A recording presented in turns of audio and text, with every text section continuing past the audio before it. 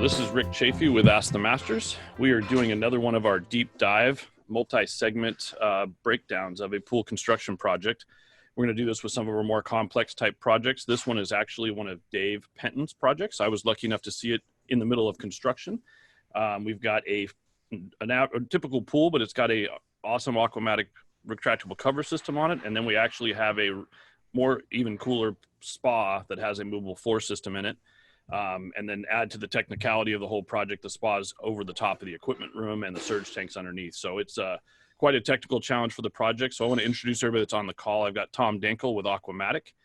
He's going to be able to speak to us and cover some of the stuff on the covers. I've got Jim Farrell with Twinscape Hydrofloor, and he's going to go through what we've did on this spa. We can obviously do this on just about any scale. We worked with Jim on a number of projects, so from large pools to small spas and any kind of in between. One thing we want to do with everybody, we do also get these published on YouTube eventually for everybody. So anybody that's on the call currently, you guys are going to be able to go into your question and answer area, and you can send messages. I'm going to moderate the program so I can kind of filter those out and bring those up to speed to Dave. So don't be afraid to send us any text message or messages through that system, and I'll make sure that if they're appropriate, we'll get them answered. The other thing we want to make sure everybody does when you go to our YouTube channel, make sure you like it and subscribe to it. YouTube watches how much that gets done and gives us extra credit basically for putting all this hard work in. And as we build up that audience over time as well, if you become a subscriber, as soon as there's a new video or anything new to the channel, it'll just send you an email. Other than that, you don't get any other paraphernalia. So without any further ado, let's get Dave Penton to start talking about his little killer project here in Southern Cal. Yeah, thanks, Rick. And super excited.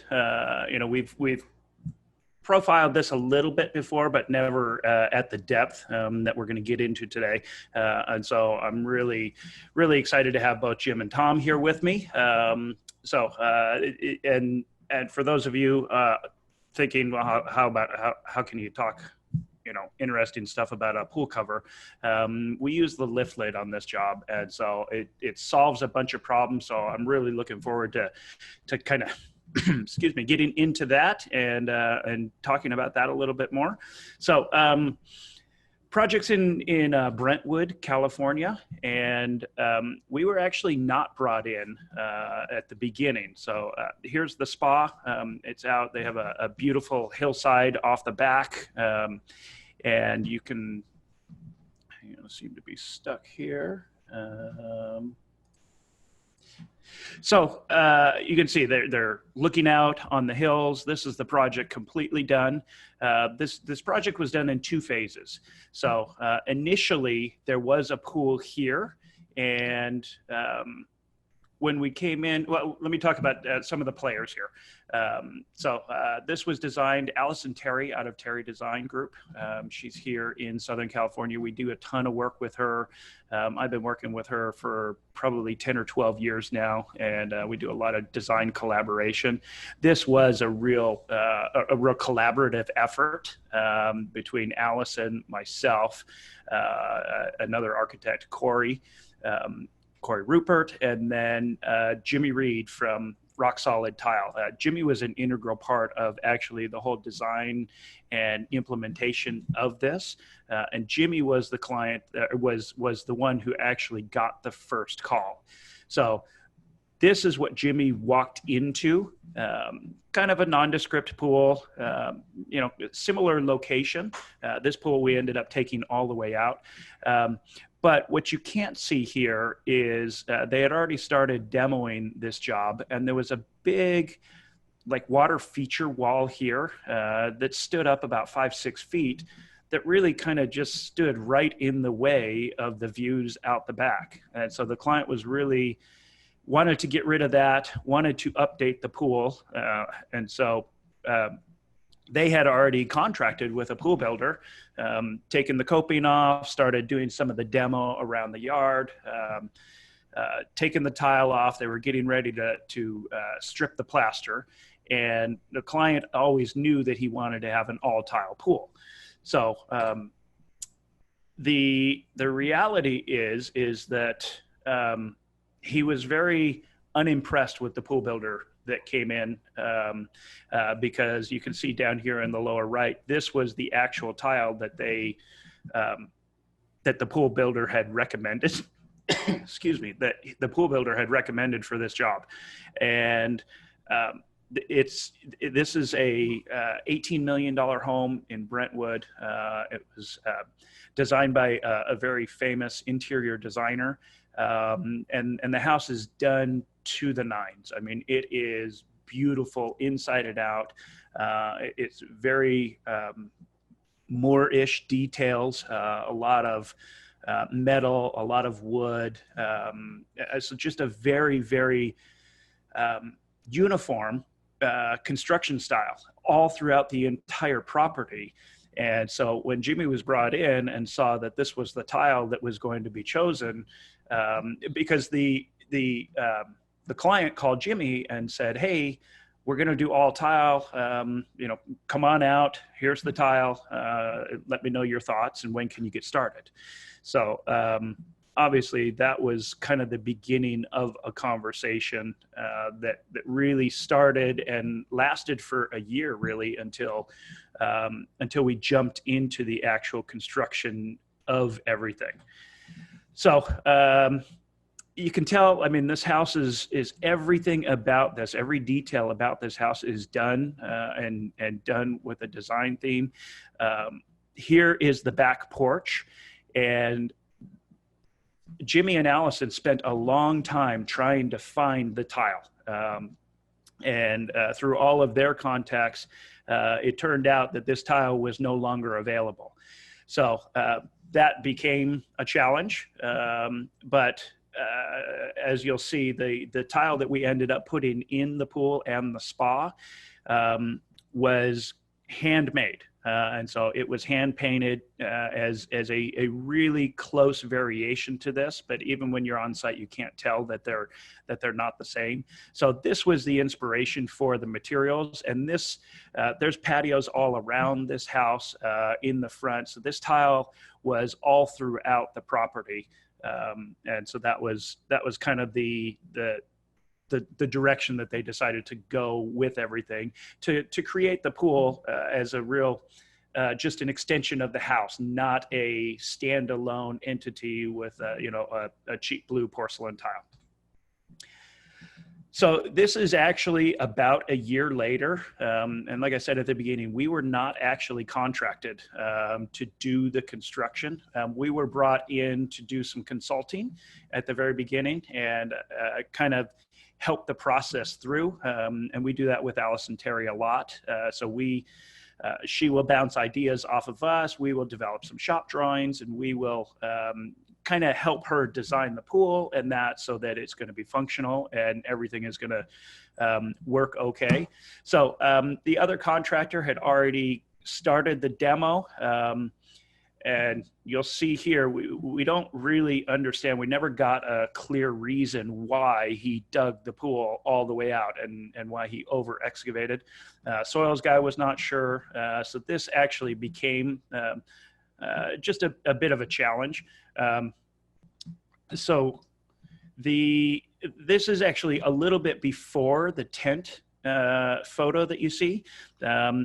There used to be a retaining wall right here. And so initially it was just, they were going to put a new pool in, and then as the project kind of morphed into different ideas, the client has older parents, actually just a dad.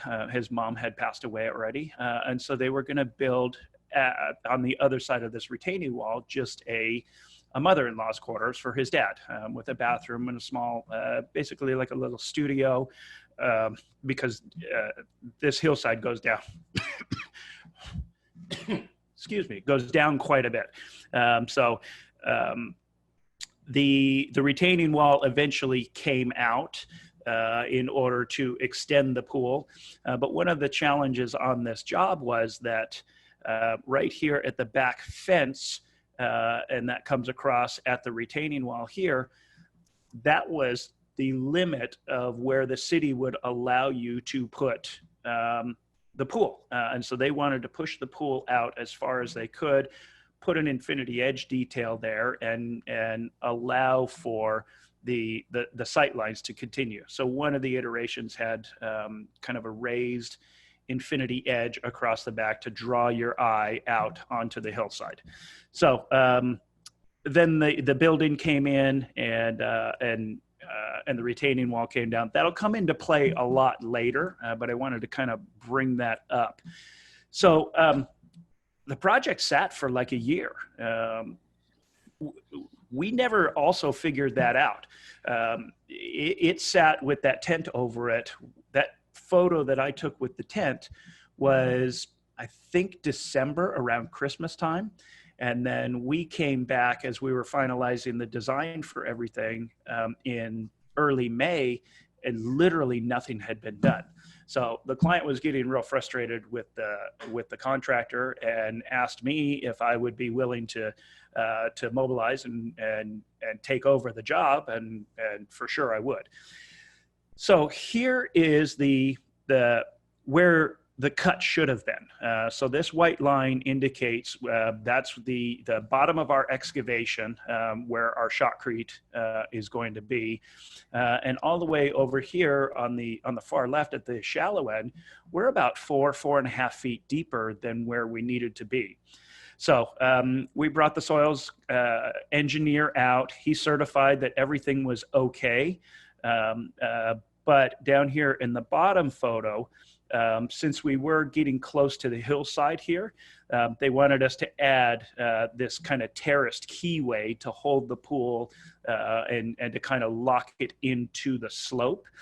So this keyway dropped down, I think, about 42 inches, and that all got steeled and filled in. But you can see in this bottom photo, the engineer that we worked with this job on does a lot of structural pools here in LA. He's very conservative, to say the least. So we knew we were going to do a slurry pour to bring the elevation up. But even at that, he wanted us to run steel. And so we had to run number 4s, 24 inches on center both ways. He did let us go to 24 inches on center. But then as you can see here, we've got about 120 yards of slurry in here. But he wanted that slurry to be pinned into the bottom of the floor. So we brought the steel guy out. What you'll also notice about this picture is there had been a bunch of form boards and everything along the side here from the previous contractor. There was just never any thought as to how those boards were going to get pulled out. He had actually had a cantilever detail where I'll show you later, where the deck of the pool actually became part of the structure of the deck surrounding the pool. We poured an extended bond beam on it so that we didn't have to have a deco-seal joint. And he had all of that built into the formwork and then right up against the dirt. And we looked at it and there was no good way that they were going to actually be able to pull that form once they poured the shotcrete. So we came in, pulled all the formwork out, and came back in and did good solid formwork too. The other formwork was really pretty flimsy. It wasn't square, it wasn't plumb. So came in, redid all of the forming. We weren't exactly sure where the pool equipment was going at this point because the client gave us the okay to go ahead on a Thursday, and this was the following Friday. So we mobilized very, very quickly. They were still finishing up some of the details about where the equipment was going. So all we did was short plumb the pool. And that gave us some freedom to be finalizing the design, and it allowed us to move very, very quickly as well. One of the challenges was that the client, the architect, wanted this vanishing edge detail coming off the back, and so this is looking back towards the pool. And she wanted a spillover detail along the back with these recesses. and there was no, we're down below grade here. So the forming along this backside got really pretty robust. We didn't actually get a formal engineering plan for all of this because it's not, you'll see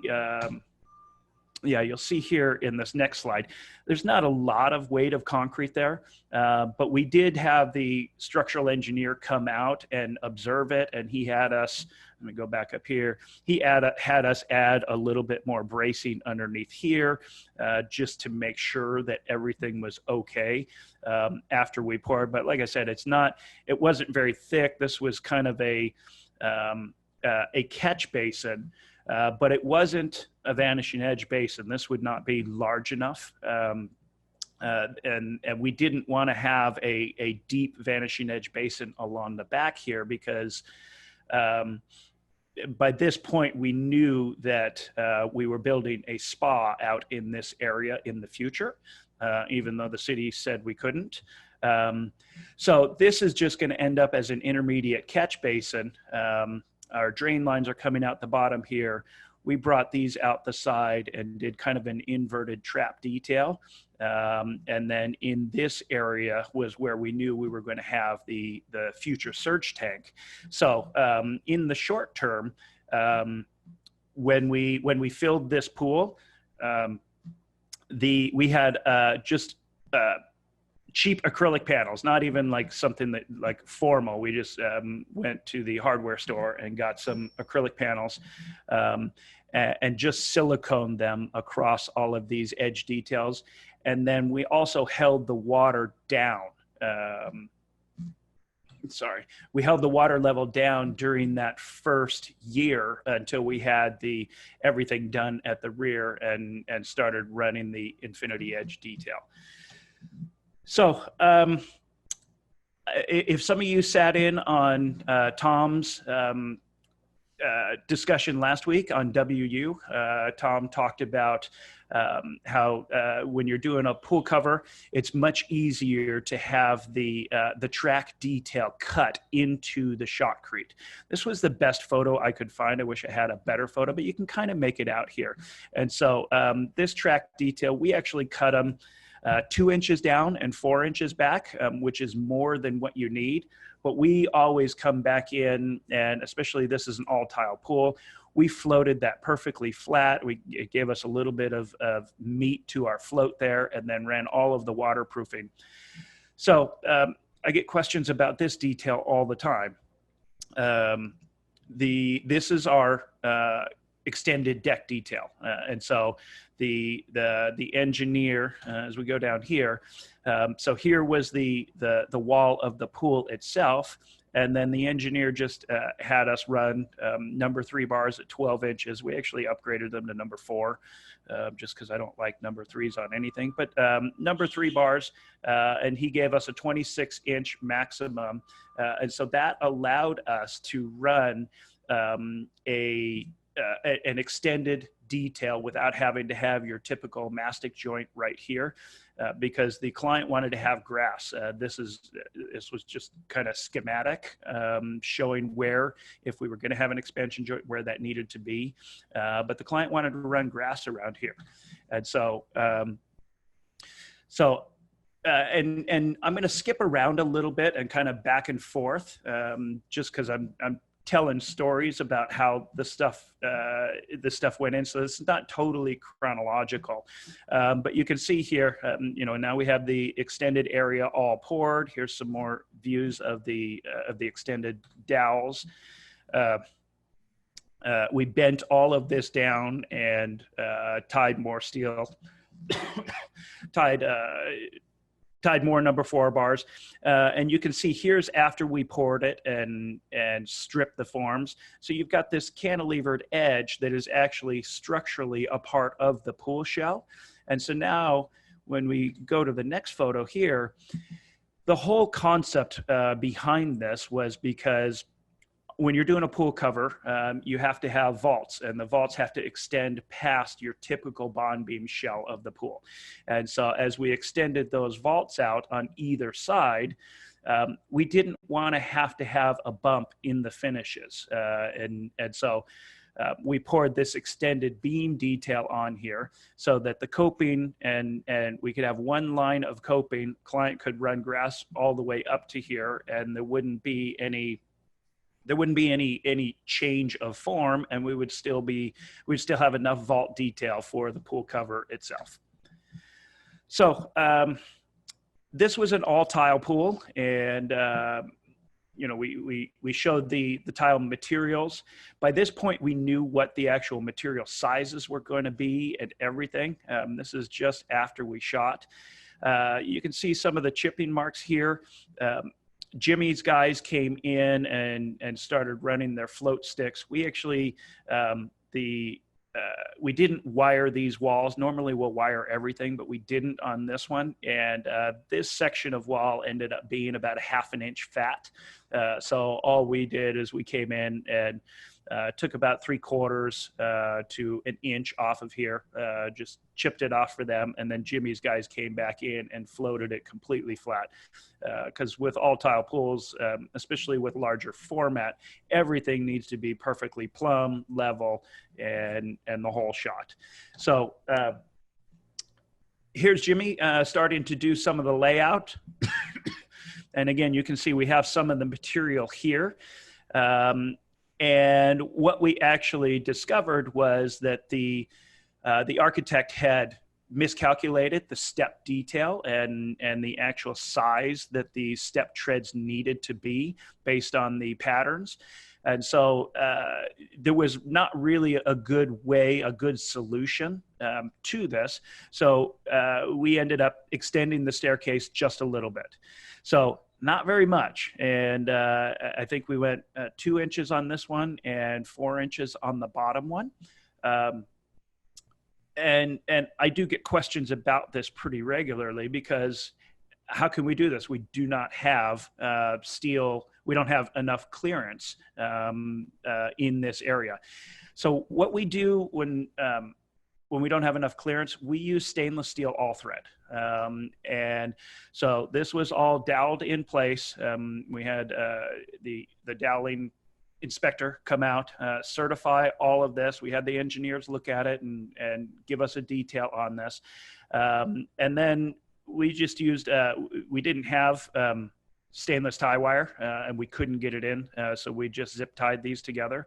And that's important so that we got the bonding, and we made sure you can kind of see where it's over here, where it's kind of open a little bit, where you can see a patch. That was where we chipped back, found a piece of rebar, tied in so that we had bonding between this and the existing rebar. Jimmy came in and scratch coated everything so that we got a mechanical bond. And then just before we poured, literally the morning that we poured, we came in there and we did a slurry wet set with Laticrete 254, but just you can use any sort of a high quality thin set to act basically as a glue. So we brushed that on, and while that was still wet, we poured and vibrated everything in here in order to get the detail where we needed it to be. I put these two pictures in here just to kind of let everybody know. You know, there's always questions. We get it pretty regularly from clients when they say, oh yeah, we want an all tile pool, and then they get the price and it's like, oh my goodness, why is it so expensive? These photos kind of tell the story. So whenever you shotcrete a pool, things move. Concrete's heavy. You know, there's only so much bracing that you can do for your penetrations, for your light niches, for all of that. And stuff is going to move. You know, we do a really good job, and we really spend a lot of time tie wiring all of our plumbing lines and everything in to make sure that we minimize movement. But it still moves. I mean, that's just the nature of concrete. And so this really tells the story of how critical your horizontal line work becomes in all tile pools. So this is my guys after shotcrete. They're working alongside the tile crew, and we pull string lines, and we come in and we know that probably 20 to 25% of our fittings are going to have moved a little bit. And so we just budget that right in, that if we're doing an all tile pool, we will be chipping, we will be, moving some of these fittings up. That one's probably pretty good there, but you can see we've got a much bigger hole here. So we had to do some sort of a movement in there, getting our light niches all perfectly plumb and square and aligned with the tile line is critical. So if you're going to be embarking on an all tile pool, those are some of the things that do come up, and with the client with the bandwidth to be able to afford a $200,000 or $300,000 finish on their pool. Those kind of clients have very high expectations, and so these are some of the things that obviously raise the price. But it's also if you're going to go down this road, you need to know that most of these clients will have those expectations. So getting closer to the finishes here, you can see how critical that staircase detail was with the little nose tile piece on there. So had we tried to, shave some of the tile and that, it just would not have worked right. So kind of the fruits of the labor.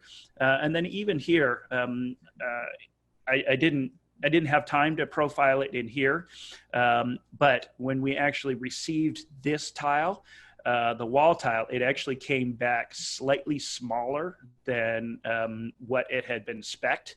And there's quite a bit of this. We were not going to send it back because timing wise, it just didn't work. And so we ended up working with Jimmy, and I think we had to bring this floor up about 3.5 inches. So we brought that up during one of our pours. Very similar situation to here, how we, we wet set everything down and made sure that we had a good bond coat so that we had full tiles all the way down to the floor. Dave, I don't think you can emphasize that enough. When we get into tile type pools, when you put a perfectly square grid of any sort, especially in mosaics, on a floor, and you start working with patterns, Jimmy Reed even just pointed out on the chat side, it's so imperative to work all these layouts out. You look how much extra work. Dave just spent 15 minutes talking about 3 weeks of extra work probably to correct some issues because we didn't have finished materials early enough and have all those details worked out. And you're looking for multiple things. One, you obviously the cost of having to try to refigure these things out, but more importantly, the fact that you could have compromised some of the construction methods because now you're doing repair versus starting from where you want to be. So when you get into a project of this sort, you want your tile guys involved early, you want your designers involved early, and get all these materials figured out, because they can be, a big heavy pattern like this pool has would look terrible if there's a slice down one of the walls and we can't center the pattern. So there's extra weeks of time prepping this pool and modifying it so it would fit materials that they didn't know they were going to use. So think about that early on when you start bringing your team together on a project of this sort, for sure. Yeah, definitely. And the wall pattern and everything, that was kind of just inevitable. It was what it was. And then we had to, kind of shift on the fly because this client was, very go, please finish. He did not, he's probably one of the best clients I've ever worked with. But he's creative and somewhat ADD and wants things yesterday. And so there was a big push to keep everything moving all the time. And so, we probably moved quicker than we would have liked, but we were able to make the adjustments, and the client understood that and was very good about accommodating change orders and extra charges and that. So this is a detail that that we do a lot in our all tile pools. Jimmy is a master at these. So this is actually our suction drain cover, and it's big. I think this is 4 feet 6 maybe. It's a big, heavy piece. Now, before you go out and just say, oh, cool, this is a great idea, I'm just going to build one. We worked with Watershape Consulting. Watershape Consulting was from the beginning, they were doing all the hydraulic design with us. And they actually will go in and calculate these out for us. And so we pay that office. We tell them what the pump sizes are, what our plumbing sizes are, all of those details. They knew it on this one because they did the mechanical design here. And then they calculate out the minimum size this opening needs to be, the minimum length it needs to be. And then it's a bit of a back and forth. Jimmy comes back and says, okay, I need it, can we do it narrower, and make it a little bit longer, because it's so critical to have this joint right here. That's kind of the critical joint right there. And then all of these, everything within this particular one, all of these tiles are cut down so that all of your grout joints, all of the patterns still align. I think I have a finished photo in here later. It really goes away, and it's a nice finishing touch. But by the time you have engineering and fabrication, and then Jimmy doing all of his custom work on here, it's probably a $7,000 or $8,000 cover. So, again, if you love the detail and that, don't think you're just going to absorb this. This is and that's not what we sold it for. That's probably about what it costs in real dollars to get this in here. So getting close to wrapping up here, you can see the drain cover on the side there. I didn't grab a picture. We have a really cool, Jimmy developed a little swing open door for the pool vac on this one, which is really, really cool. Just a nice, another finishing touch for this. Dave, before you get off the tile complications and in details, one of the things Jimmy brought up as well is when you started getting into light elevations and pipe elevations, again, think about a normal pool. We've got a plaster finish or a pebble finish. And if you're off by even half an inch or two, you wouldn't recognize it. We're literally going to put lines across the center of this pool. And if it's a heavy pattern system, everything stands out. And so a light that's an inch lower is now in a different grout line than the other one. And so post adjusting that stuff to get it perfect is hugely time consuming. And one of the things we see a lot of bad pool work or bad tile work is them kind of bulging eyeballs trying to get around the lights because they're not flush, or lights that aren't lined up, or somebody changed it after the fact to get it centered up, and it happened to be the tile guys who didn't make sure it was watertight and everything else, and then we have a failure problem. So anytime you do an all tile pool, it's ideally you never want to take a typical pool job and say, oh, can we change it to all tile after you're through the shotcrete process, because you haven't paid enough attention yet. Be very careful once you decide to do this. It will highlight every single flaw to the 1/8 of an inch. So you got to be super careful. And the critical stuff, and you'll see more of how critical things are when we start getting into the movable floor system with Jim. So. Yeah. And we didn't have it on this, but the other thing as well is so many people are starting to add acrylic, and the acrylic, basically an acrylic with an all tile, now you have a magnifying glass. And so if you're looking through an acrylic panel and you've got an all tile wall on the other side, you're going to see every single flaw. You're going to see anything that is a problem, because that acrylic is essentially magnifies everything. So I know that's becoming, a lot more popular with acrylic. It's just another thing to think about as you're starting to jump into some of these higher budget, more expensive projects and expectations. So we were pushing on this for the client had a 2-year-old daughter, and I believe we were pushing for a legitimate birthday. And like I said, everybody always has some sort of a party. This client actually did. They were bringing in, as we were buttoning up, they were bringing in some of the party things, and we got it done just in time. But we were pushing very hard to get it done. But all of this fencing here, we knew that it was going to be quite a while to get through the permit process for the spa. And it actually ended up being, I believe this was July or August. I think it was July. Um, and we did not end up breaking ground on the spa until January, like late January. So this project sat for a good 6 or 8 months while we worked our way through the permitting process. And with a 2-year-old, they were concerned with safety because off the backside here, is basically just a cliff to where the phase 2 was going to happen. And knowing that phase 2 was going to take some time, they really spent some time and money to make a nice fence that they were going to live with for a while.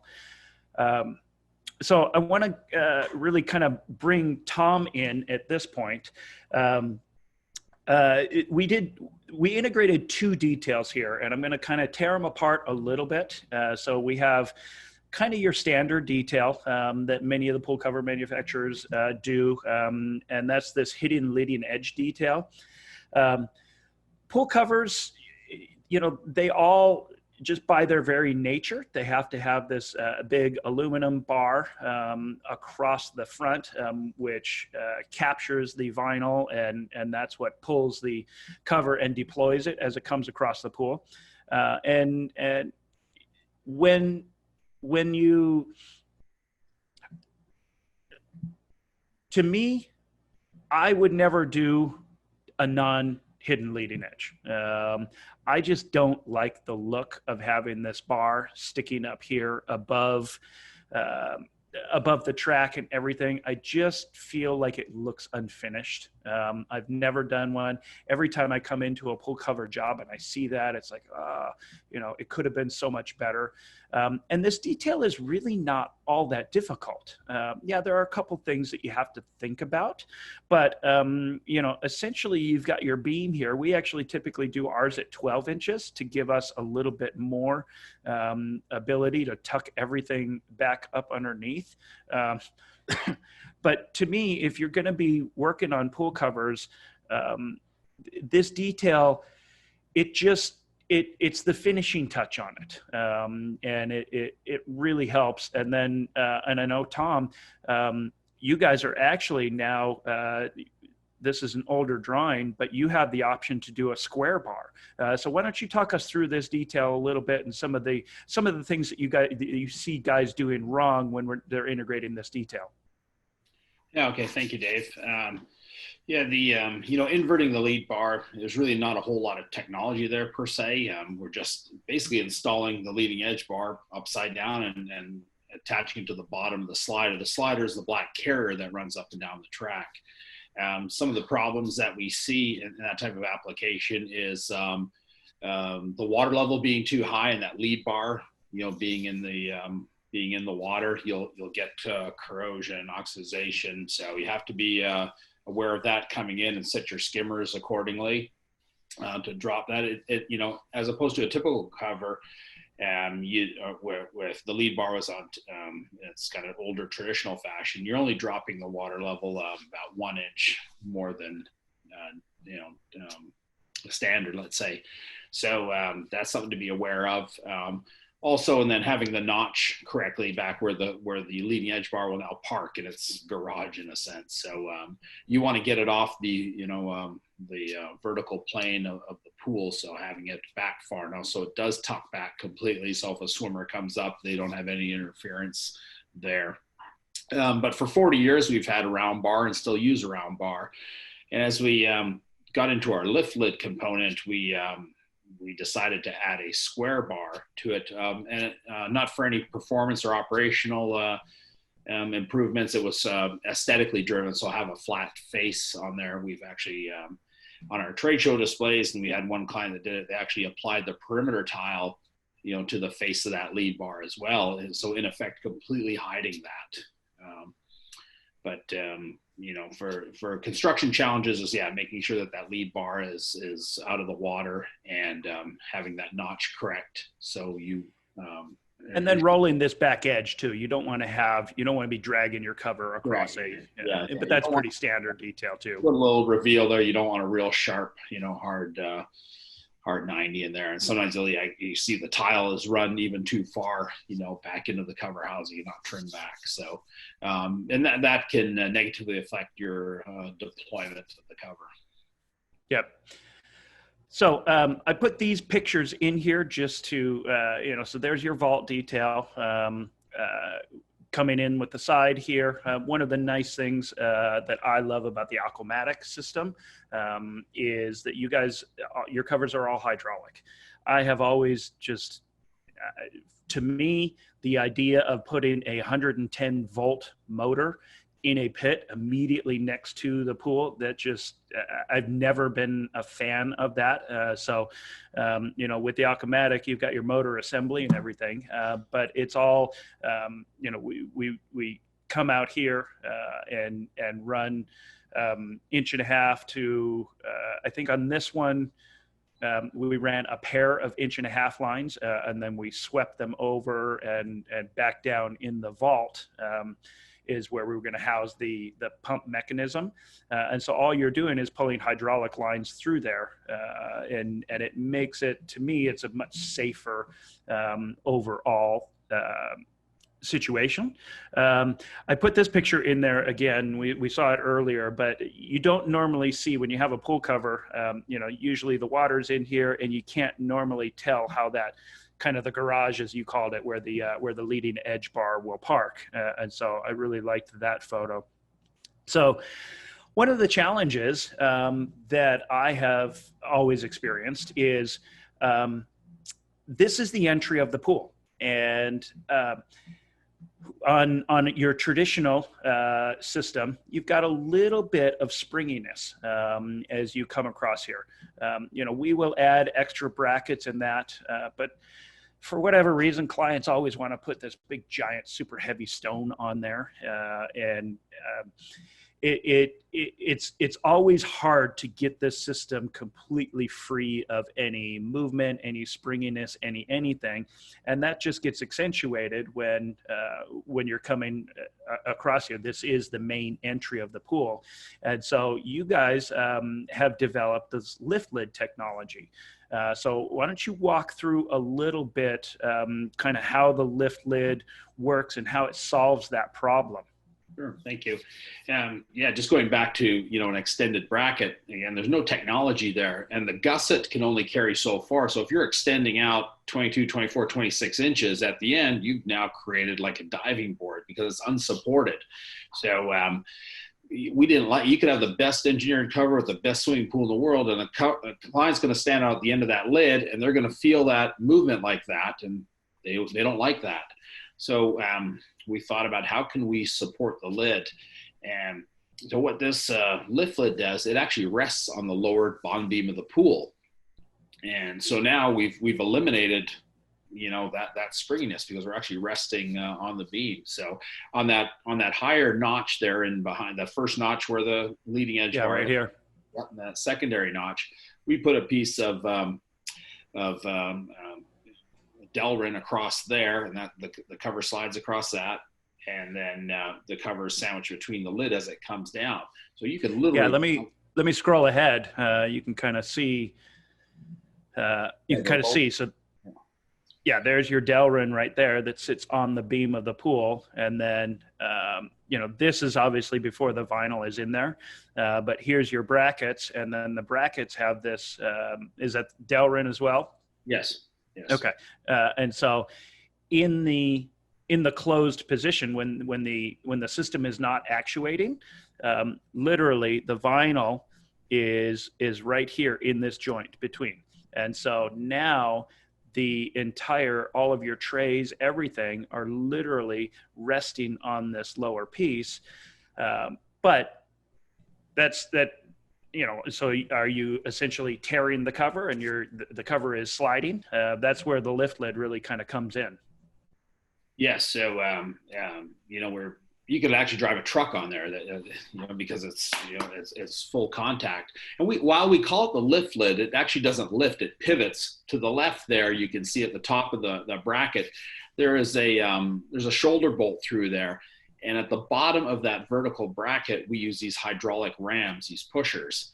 And as these pushers, as they engage, there's a bar that goes across the bottom, and it pushes all the way across the bottom uniformly so that the entire lid, regardless of its length, will all lift in uniform. And One of the things that's, because we're a safety cover manufacturer, so we're always thinking safety, safety, we don't actually lift the lid very high.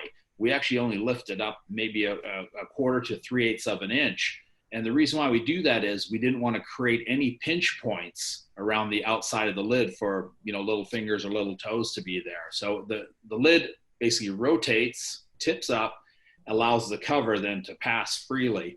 And how this kind of came about, we use the technology that we use on our Hydrolux. It's a different cover system, but we have ones that deploy out of the floor. And that we took that technology that we had with our hydraulic sequencing valves. Nothing's done electronically. Everything is fluid driven.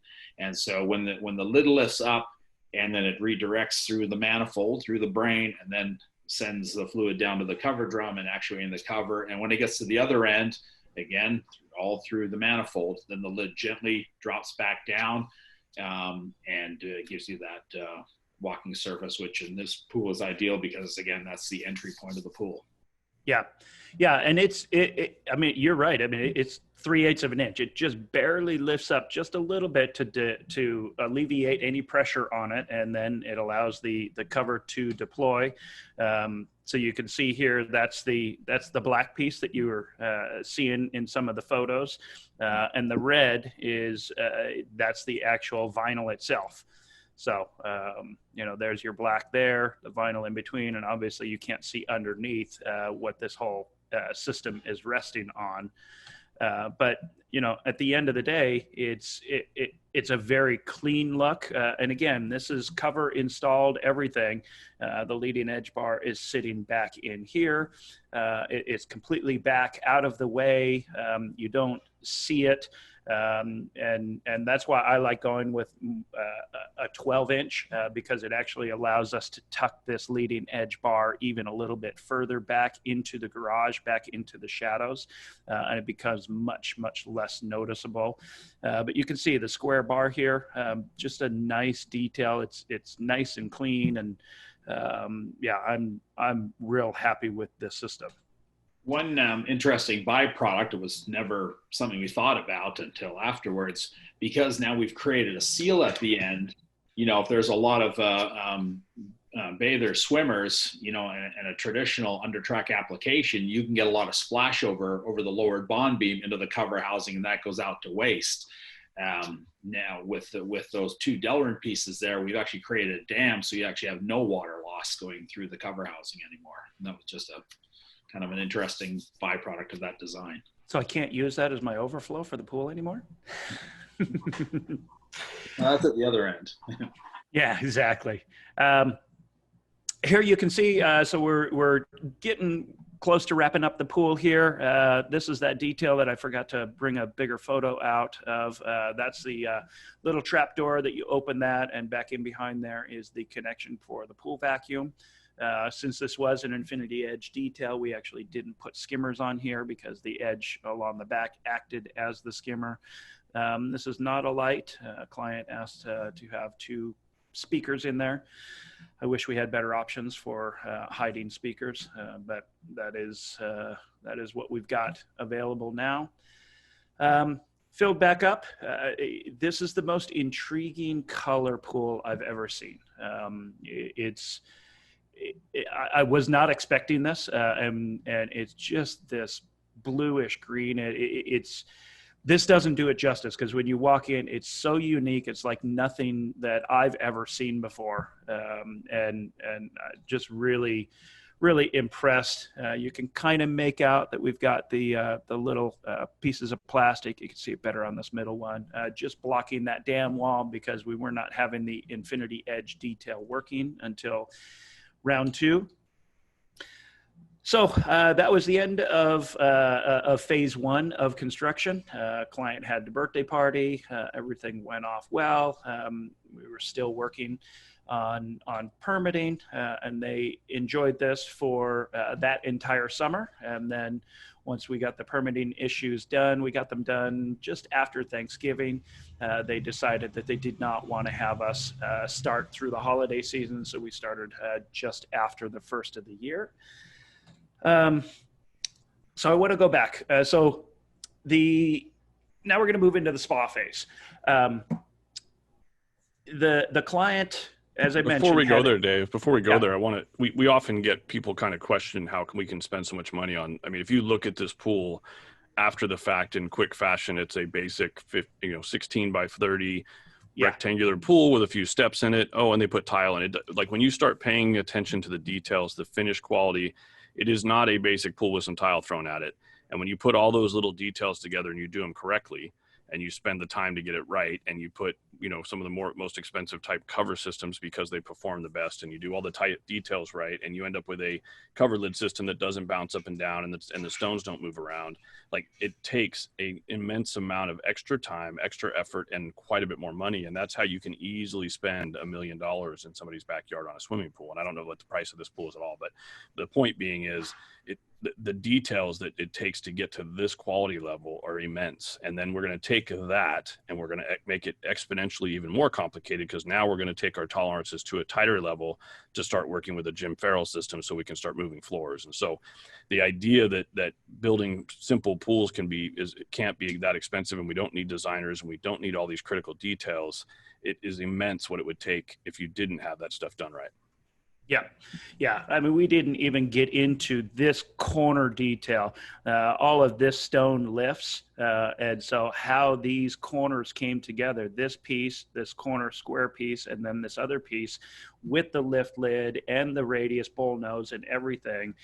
There's hours spent just drawing this corner, and then, the fabrication of milling it and everything. I mean, that I don't even want to guess how expensive that corner piece was. But again, when you're working on these estate properties that are 20, 30, $70 million, the clients know what they like, and they know what they want, and they know what's good and what's bad, and you can't really fudge it. And they also have the bandwidth to bury you. And so if you're not ready to jump in there, you may have second thoughts. And as a traditional pool, $80, $90, $100,000. I don't know. This could have been, but this was definitely many multiples of that by the time it was all said and done.